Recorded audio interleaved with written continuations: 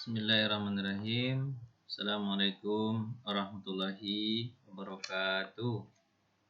Alhamdulillah, syukurillah, salatu wassalamu ala rasulillahi wala hawla wala quwata illa billah. Hari ini kita belajar maqasid syariah, buku tulisan Dr. Oni Sahroni dan Insinyur Aditya Warman Karim, dalam pembahasan halaman 174.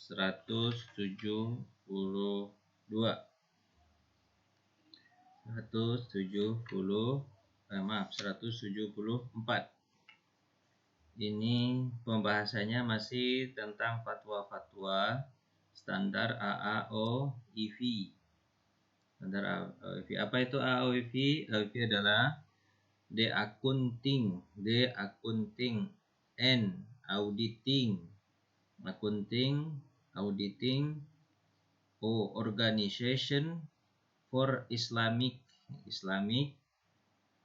F-nya itu Financial Institution. Itu adalah standar AAOIV. Oke, kemarin standar AAOIV kita sudah belajar kemarin. Yang pertama fatwanya tentang tawaruk munazam, ya, regulasi. Kemudian yang kedua kita sudah belajar tentang takabud atau serah terima, fatwa tentang serah terima. Sekarang kita masuk ke fatwa yang ketiga, yaitu jaminan, ya kan? Ada uqud muraqabah, ini nomor 8 nantinya. Salah nih tulis. Muraqabah ultimate akad di belakang, terus penundaan penyerahan objek jual beli dalam akad transaksi saraf atau tukar menukar uang, bolehkah gitu? Kita jawabannya boleh. Kemudian yang keempat, fatwa tentang pemberian zakat. Zakat itu boleh diberdayakan dulu enggak langsung diserahkan? Ternyata boleh. Fatwa tentang pemberdayaan wakaf. Wakaf itu diberdayakan, misalnya diganti ke yang lain, boleh. Jual beli sukuk, kan bukan uang yang dijual atau bukan barang, tapi menjual belikan. Tapi dia bisa seharga uang, ya. Boleh. Transaksi multi akad, itu juga ada nanti. Biaya jasa pinjaman, nanti terakhir biaya jasa pinjaman. Itu nanti akan kita pelajari pada bab ini. Baiklah, kita lanjut ya. Pertama, jaminan. Misalnya dalam jual beli, bolehkah kita memberikan jaminan kepada orang lain? Jawabannya boleh, ya, berikan jaminan, ya. Dalam standar AAOIV dijelaskan bahwa transaksi muzayadah, misalnya jual beli yang ada kelebihannya, muzayadah itu, atau munaqasah atau transaksi yang ada pengurangannya, itu dibolehkan. Salah satu pihak meminta jaminan kepada pihak lain yang diserahkan ketika mendaftar, ya, ad-daman an-nakhdi at-tidai. Jadi ad-daman itu apa? Jaminan akad dimulai. Jadi misalnya kita mau beli apa ya, kayak DP lah. Kita mau beli motor. Habis itu taruh jaminan di situ, ya kan, saya beli ya motornya, tapi uangnya belum cukup untuk 10 juta, masih ada 1 juta, taruh jaminan. Itu jaminan itu. Nah, jadi jaminan itu diserahkan kepada pihak tertentu, itu penjual. Ad-dhaman an-nakhdi an-nihai namanya. Satu jaminan itu adalah amanah. Jadi penjual itu memegang amanah bagi penjual, bukan urbun. Bukan urbun, cuma amanah saja gitu sebagai jaminan. Boleh. Ini bukan urbun, ya, bukan DP katanya. Tapi sebagai urbun aja boleh. Ditaruh saja, habis itu disimpan, karena dia akan membeli motornya, simpan, dan nggak boleh dipakai. Kalau dipakai jaminan tersebut, maka yang memakainya wajib mengganti, karena dia adalah amanah. Itu yang ketiga, menurut standar AAOIV fatwanya, bolehkah mendapatkan jaminan dari jual beli sebelum transaksi terjadi? Jawabannya boleh. Yang kedua, menurut standar AAOIV, yang keempat, ya, Penundaan penyerahan objek jual dalam akad saraf.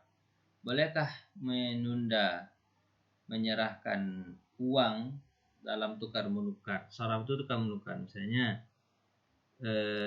saya punya dolar, terus si Alif punya dolar, si Budi punya si Alif punya rupiah, si Budi punya dolar. Alif ingin menukarkan dolarnya. Ulang lagi. Alif punya dolar, Budi punya rupiah. Alif kepengen menukarkan dolarnya kepada Budi. Dolarnya banyak, 1 miliar dolar gitu. Nukarkan ke Budi. Tentu Budi tidak punya rupiah sebanyak atau seharga 1 miliar dolar. Terus Budi memberikan begini. Apa kata Budi? Kata Budi, tunggu selama 3 hari, saya kumpulkan uang rupiah dulu seharga 1 miliar dolar ini. Nah, tapi uang yang berapa ini? Uang yang 1 miliar dolar ini saya harus pegang, kata siapa? Kata Budi. Jadi transaksinya sudah terjadi dulu. Nah, terjadi seharga hari itu gitu, bukan seharga 3 hari berikutnya, seharga hari itu. Diambillah sama Budi uang 1 miliar dolar ini, kemudian dibawanya ke bank atau kemananya atau ke rekanannya, diambilnya duit lah. Rupiah itu kan dalam transaksi begitu kan butuh menghitungnya berhari-hari gitu kan, selama 3 hari. Maka menunda untuk menyerahkan rupiah itu dibolehkan oleh AAOIV, standar AAOIV. Apa sebab? Karena memang sulit untuk menyerahkan langsung. Misalnya dolar dikasih terus rupiah dikasih langsung, nggak bisa. Harus harus ada waktu untuk menghitung rupiahnya dan menghitung dolarnya. Jadi kalau standar AWV menunda penyerahan rupiah itu boleh dalam akad saraf. Contohnya begitu katanya. Nah, ini diajarkan di sini definisi saraf. Jadi dimulai kita definisi saraf. Saraf itu adalah perjanjian jual beli satu valuta dengan valuta yang lain, misalnya dolar dengan rupiah, gitu kan. Dasar hukum saraf itu Al-Qur'an dan hadis. Hukumnya itu kan pada dasarnya kalau jual beli emas dan perak itu harus kontan. Emas dan perak itu kan uang ya, harus cash. Itu dasarnya. Cuma nanti melihat dari kebiasaan, melihat dari kemaslahatan, akhirnya dibolehkan. Ini memang dalilnya ini. Jadi kalau kesehatan akhirnya dibolehkan. Nah, lanjut. Terus fatwa DSN MUI kata OFI. Coba DSN MUI tentang jual beli mata uang. Jelaskan tentang dibolehkannya penundaan penyerahan objek jual beli dalam akad saraf sebagaimana dalam hal berikut. Jadi DSN juga membolehkan, bukan AOFI aja. DSN membolehkan menunda penyerahan barang, penyerahan uang. Jual beli mata uang yang sejenis harus diserahkan secara tunai katanya, dengan nominal yang sama. Cuma jual beli mata uang yang berbeda jenis harus diserahkan secara tunai. Memang begitu dasarnya dulu, tapi dibolehkan karena kebutuhan. Lanjut. Berdasarkan standar OIV, pencatatan di perbankan hingga penerima bisa memanfaatkannya itu boleh ditunda hingga waktu tertentu, 3 hari maksudnya ya, yang bisa dilakukan di pasar. 3 hari, kalau di buku ini 3 hari. Dengan syarat menerima manfaat tidak boleh memanfaatkan objek transaksi.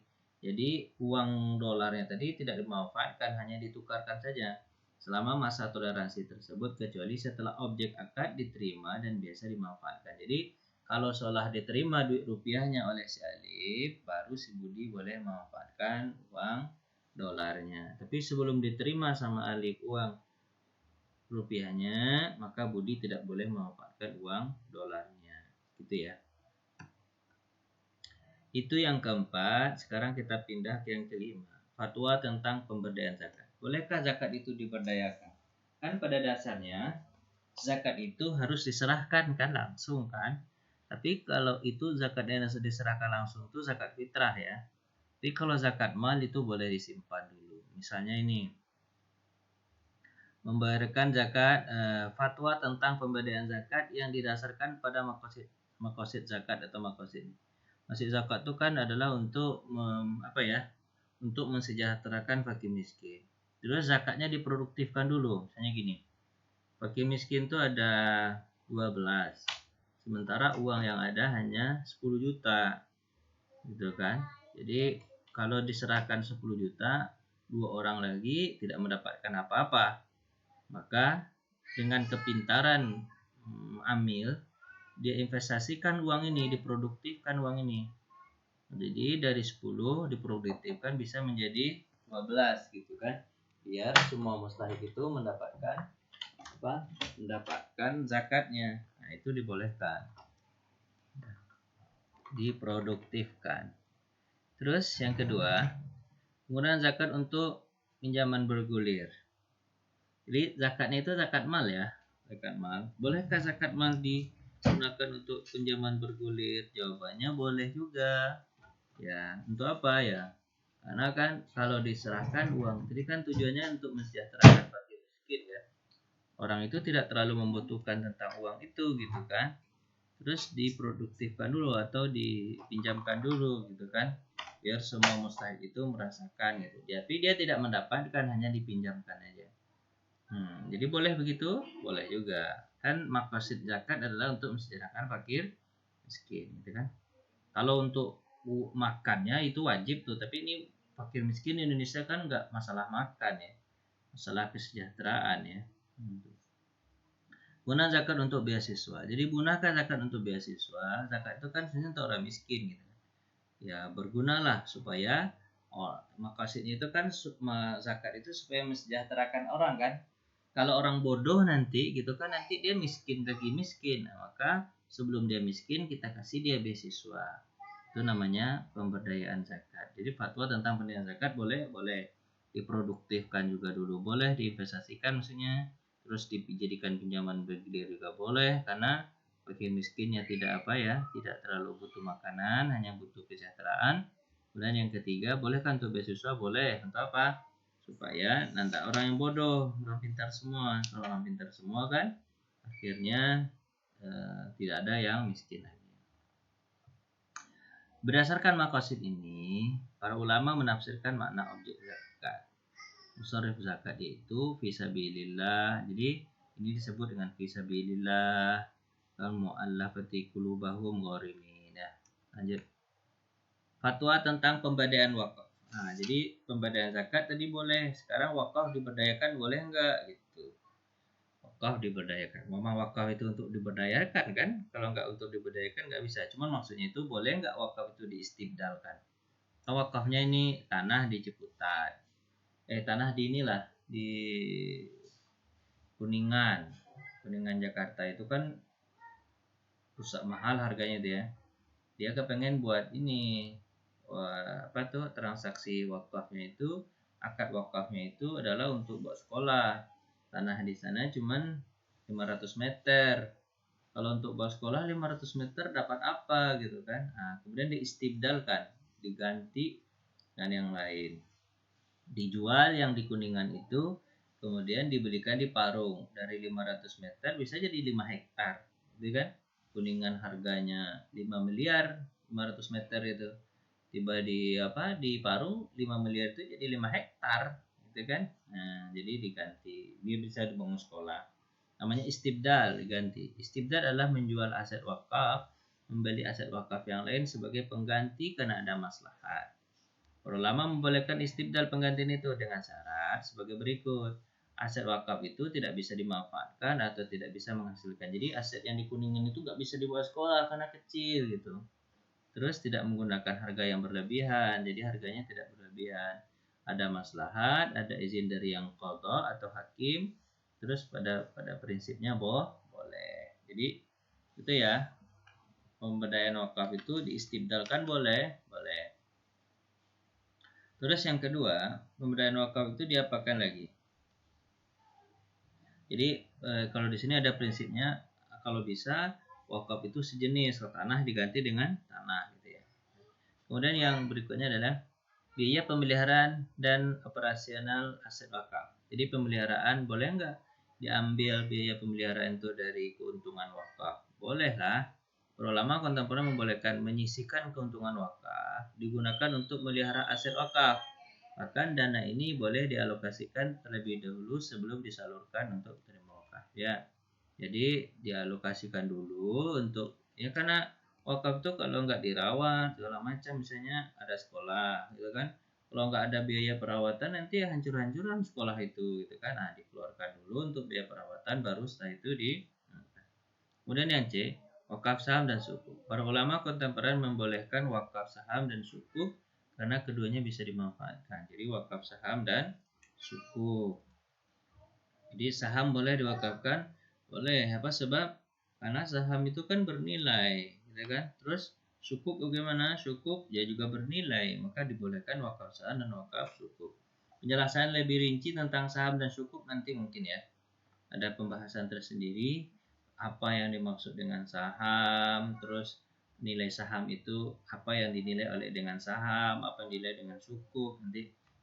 Tapi yang jelas boleh ya, seperti nanti wakaf dengan uang gitu kan, uangnya kan ya fluktuatif ya, bisa berkurang bisa bertambah gitu sesuai dengan apa ya tinggal naik turunnya mata uang gitu kan. Tapi boleh kan wakaf uang gitu, boleh gitu kan. Lanjut, jual beli sukuk. Sukuk dijual dan dibeli juga boleh. Nah, tadi kan pembahasannya harus ini. Sukuk itu kan dia berupa surat berharga gitu ya. Cek lah kalau kita itu ya, cek gitu kan. Berharga dan ada uangnya di situ gitu kan. Bolehkah diperjualbelikan? Jawabannya boleh karena dia sama dengan uang. Dalam standar OIV dijelaskan bahwa sukuk yang diterbitkan sebelum memiliki underlying aset atau manfaat. Jika aset diperjualbelikan, maka begitu pula dengan sukuk selama usaha yang akan dijalankan tidak melanggar syariah dan barangnya. Jadi sukuk itu boleh diperjualbelikan selama sukuk itu tidak berdasarkan tidak sesuatu yang diharamkan. Sukuknya bukan sesuatu yang diharamkan, sesuatu yang dihalalkan. Kita lanjut. Nih, standar AOIV memberikan syarat-syarat dawabit ya, syarat-syarat berikut. Sukuk boleh dipasarkan atau dijualbelikan jika berbentuk porsi kepemilikan aset atau barang. Jadi ada bukti kepemilikannya. Sukuk itu ya kayak sertifikat ya. Itu kayak sertifikat rumah. Boleh nggak diperjualbelikan? Ya kalau menjual sertifikat rumah bukan sertifikatnya aja yang dijualkan, karena maksudnya rumah itu yang mesti dijualkan kan. Sukuk boleh dipasarkan dengan cara-cara yang tidak bertentangan dengan syariat, seperti akad fisijilat. Jadi akad sijilat itu akad ya. Sijilat itu maksudnya sijil yang sudah dicap gitu. Apa ya? Ya kayak sertifikat itu disebut sijilat itu.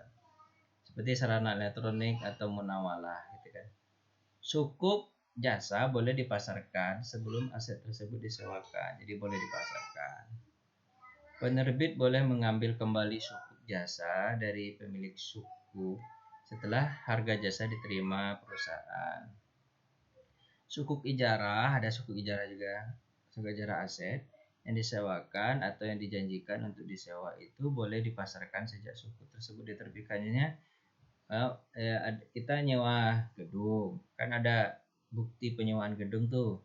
Terus bulan kita sewa kita nggak betah, terus kita oper ke orang lain, boleh kita dapat uangnya, terus dia nempatin itu. Nah, dengan syarat kita kan punya bukti bahwa kita menyewa di situ. Sukuk manfaat barang. Mausuf afizimah tidak boleh dipasarkan sebelum barangnya bisa dimanfaatkan. Jadi kalau sukuknya ada bukti, ada barangnya, ini ceknya kamu memiliki barang tersebut. Itu boleh kita pasarkan juga, tapi dengan syarat barangnya sudah ada dulu gitu. Sukuk murabahah tidak boleh dipasarkan jika barang itu telah dijual ke pembeli. Jadi kalau murabahah kan sukuk murabahah ya, barang yang kita ini kan sudah kita jual nggak boleh lagi kita jual lagi. Sukuk mudarabah, begitulah sukuk terus ya, lanjut aja lah. Jadi akad murakabah sekarang, akad multi akad. Bolehkah multi akad? Ya bolehlah, seperti akad IMBT contoh gini. Secara etimologi, arti mengokohkan atau meratifikasi atau mengadakan perjanjian. Sedangkan secara terminologi, akad berarti mengadakan perjanjian atau ikatan yang didefinisikan yang muncul kewajiban akad murakabah. Tapi akadnya itu ini banyak gitu, multi akad. Akad bergantung atau akad bersyarat, al-uqud mutaqabilah. Akad akan berkumpul, uqud namanya. Akad berlawanan, uqud ini nama-nama akad. Akad berbeda namanya uqud.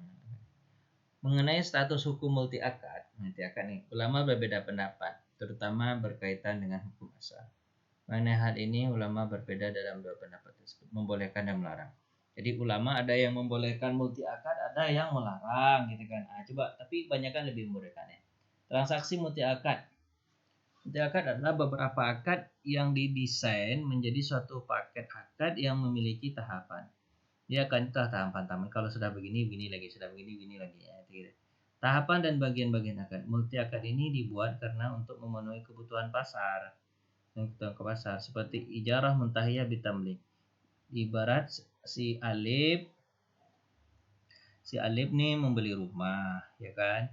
Dia beli rumah. Terus dia nggak punya duit cash. Kemudian dia minta Budi untuk membelikan rumah tersebut.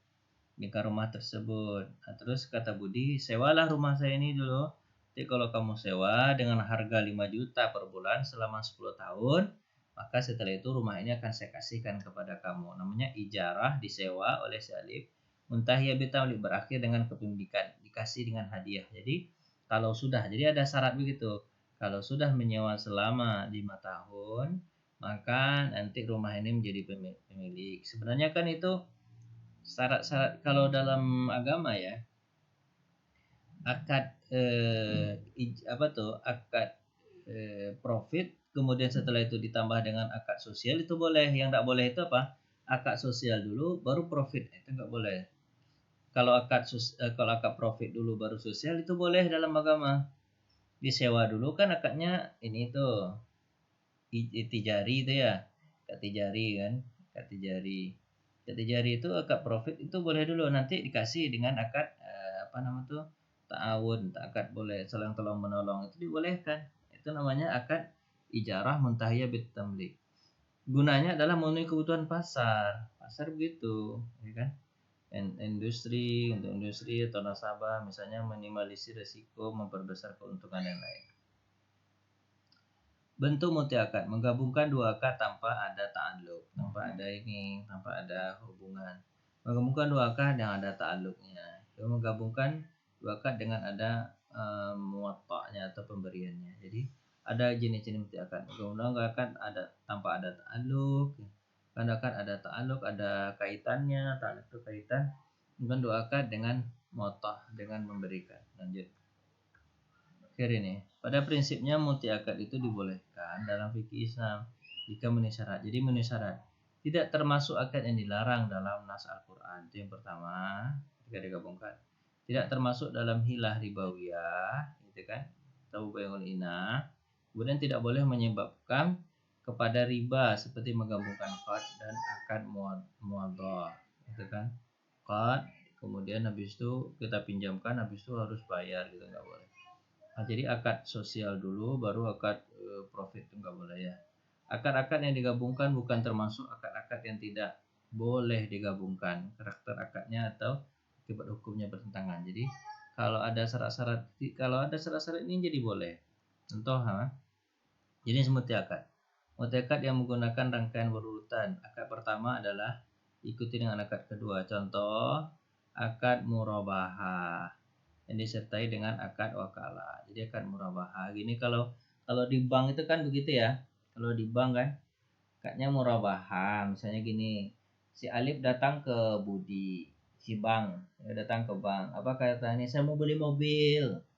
Apa kata Bang? Boleh, kamu beli mobil. Kamu beli mobil apa? Saya mau beli mobil Xenia, katanya kan.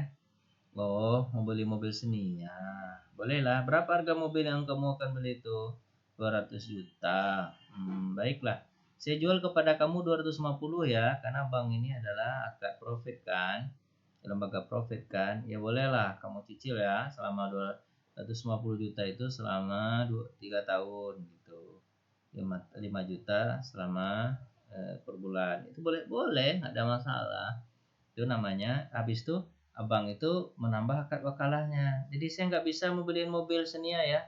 Kemudian datang ke dealer Xenia itu ya, kamu beli sendiri ya. Jadi akad murabahah, dia akadnya murabahah tapi disertai dengan akad wakalah. Boleh diwakilkan, boleh. Multi akad yang tidak menggunakan rangkaian yang berurutan. Akad pertama dilengkapi dengan akad kedua dan seterusnya. contoh akad dalam produk kredit syariah. Jadi tidak menggunakan rangkaian berurutan dia. Contohnya akad dalam produk kartu kredit syariah, kartu kredit. Jadi kartu kredit kan dia begini ya. Kartu kredit, orang itu kan memakai kartu, membayar sesuatu dengan kartu kan, kartu kreditnya. Habis itu sampai dia di bank dia bayar lagi. Cuman ketika dia beli sesuatu dengan harga berapa, misalnya dia beli sampo harganya 10.000 gitu kan, terus dia bayar ke bank, terus dia akan bayar ke bank, kan dia berutang ke bank, kan bank yang bayarin. Nah, maka bank tadi itu tidak menjual sampo, tidak menjual uang ke dia, tapi menjual sampo. Sampo yang dijual itu yang 10.000 jadi 12.000 gitu. Tapi tidak ada hubungannya gitu. Itulah kira-kira ya. Ketentuan dengan multi akad tersebut berdasarkan beberapa dalil. Tidak ada dalil yang melarang hukum mustahadah membuat akad baru. Makasih disarankan akad-akad tersebut adalah memperjelas hak-hak dan kewajiban para pihak akad sehingga pihak mendapatkan hanya tanpa dizalimi. Para ulama mendasarkan bahwa jika setiap unsur akad yang di multi akad itu hukumnya adalah sah. Contoh multi akad yang seringnya ijarah muntahiyah bitamlik, yang BT yang saya sebutkan tadi. Awalnya itu dia nyewa, habis itu apa? Dikasih. Yang terdiri dari ijarah dan janji untuk kepemilikan, namanya bai dan hibah, jual beli, habis itu dikasih. Atau musyarakah mutanakisah MMQ adalah menggabungkan antara akad syirkah inan dan wa'ad untuk baik. Akad baik ini akad ijarah. Jadi Alif dan Budi itu sama-sama beli rumah, harga rumahnya 200 juta. Uang Alif 100, uang Budi 100. Tapi Alif kepengen menguasai rumah itu sendiri. Cara dia gantilah uang si Budi, tapi dengan cicilan 5 juta sebulan selama 3 tahun misalnya. Jadi boleh. Akad murabahah lil amri bi asyira adalah menggabungkan wa'ad dengan akad jual beli. Produk gadai emas juga menggabungkan akad qard dan akad rahan dan jarah. Jadi itulah semuanya ya. Terakhir, biaya jasa pinjaman. Biaya jasa pinjaman. Boleh nggak ada biaya ketika kita meminjamkan uang ke orang? Pihak lembaga keuangan syariah sebagai pihak yang meminjamkan boleh mengambil upah atas fasilitas pinjaman yang diberikan, yaitu biaya real yang dikeluarkan, tetapi tidak boleh mengambil biaya melebihi dari biaya tersebut, karena setiap tambahan dari biaya real itu termasuk dalam kategori riba. Jadi misalnya bank meminjamkan uang kepada si Alif, terus kan ada transaksinya itu, biaya fotokopinya, biaya capeknya, biaya karyawannya, biaya ininya, biaya kantornya, kan dibebankan kepada si Alif yang minjam. Boleh. Nasabah al-qard wajib mengembalikan jumlah produk yang diterima pada waktu yang telah disepakati. Jumlah yang dibayarkan adalah pokok pinjaman tanpa kelebihan, karena qard adalah akad sosial dan sesuai dengan hadis Rasulullah. Manfaat yang dipersyaratkan harus diterima oleh kreditor. Manfaat itu termasuk bunga yang diharamkan, terkecuali biaya administrasi. Jadi dia tuh ngambil biaya administrasi. Sebagaimana penjelasan fatwa, biaya administrasi dibebankan kepada nasabah. Selain biaya administrasi, nasabah al-qard dapat memberikan tambahan sumbangan dengan sukarela. Jadi boleh teman-teman, selama tidak diperjanjikan dalam akad. Itu boleh ya. Terima kasih atas perhatian. Mohon maaf atas segala kekurangan. Kalau ada pertanyaan boleh ya nanti ya. Terima kasih. Assalamualaikum warahmatullahi wabarakatuh. Selesai sudah ini standar AWIFI, nanti besok kita belajar